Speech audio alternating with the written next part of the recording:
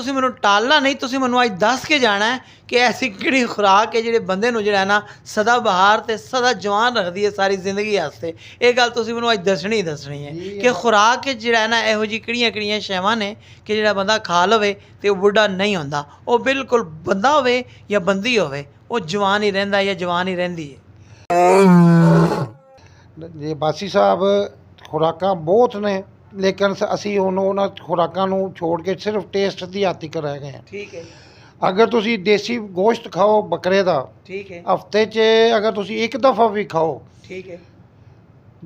ਮੁਰਗੀ ਖਾਓ, ਦੇਸੀ ਖਾਓ, ਮੱਛੀ ਖਾਓ, ਮੱਛਲੀ ਜਿਹੜੀ ਫਾਰਮ ਦੀ ਨਹੀਂ, ਜਿਹੜੀ ਮੱਛੀ ਫਾਰਮ ਦੀ ਵੀ ਠੀਕ ਹੀ ਹੈ, ਬਹਰਹਾਲ ਗੁਜ਼ਾਰਾ ਹੈ, ਲੇਕਿਨ ਜਿਹੜੀ ਦਰਿਆ ਦੀ ਮੱਛੀ ਹੈ ਉਹਦੀ ਕਿਆ ਬਾਤ ਹੈ। ਠੀਕ ਹੈ ਜੀ। ਇਹ ਚੀਜ਼ਾਂ ਤੁਸੀਂ ਅਗਰ ਹਫਤੇ 'ਚ ਮਹੀਨੇ 'ਚ ਇੱਕ ਦੋ ਦਫਾ ਇਸਤੇਮਾਲ ਕਰੋ, ਤੁਹਾਨੂੰ ਸਕਿਨ ਪ੍ਰੋਬਲਮ ਨਹੀਂ ਹੋਏਗੀ, ਤੁਹਾਨੂੰ ਹਾਰਟ ਨਹੀਂ ਹੋਏਗਾ, ਤੁਸੀਂ ਕਮਜ਼ੋਰੀ ਨਹੀਂ ਹੋਏਗੀ, ਤੁਹਾਨੂੰ ਜੋੜਾਂ ਦੇ ਦਰਦ ਨਹੀਂ ਹੋਣਗੇ। ਅਕਸਰੀਅਤ 90% ਇਸ ਵਕਤ ਸਾਡੇ ਮੁਲਕ ਦੇ ਵਿੱਚ ਸ਼ੂਗਰ, ਜੋੜਾਂ ਦਾ ਦਰਦ ਇਹ ਲੈ ਕੇ ਬਹਿ ਗਿਆ।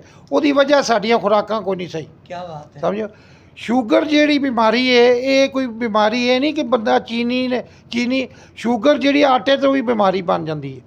ਆਟਾ ਜਿਹੜਾ ਅਸੀਂ ਖਾਂਦੇ ਹਾਂ, ਸਬਜ਼ੀਆਂ ਅਸੀਂ ਉਹਦੇ ਵਿੱਚ ਵੀ ਪ੍ਰੋਟੀਨ ਹੈ, ਦਾਲਾਂ 'ਚ ਵੀ ਹੈ। ਦਾਲ ਅਸੀਂ ਚਟਨੀ 'ਚ ਨਹੀਂ ਰੱਖ ਕੇ ਜਾਂ ਸਬਜ਼ੀ ਥੋੜ੍ਹੀ ਜਿਹੀ ਰੱਖ ਕੇ ਰੋਟੀਆਂ 2-3 ਖਾ ਲਾਂਗੇ, ਉਹ ਫਾਇਦਾ ਨਹੀਂ ਹੈ ਉਹਦਾ।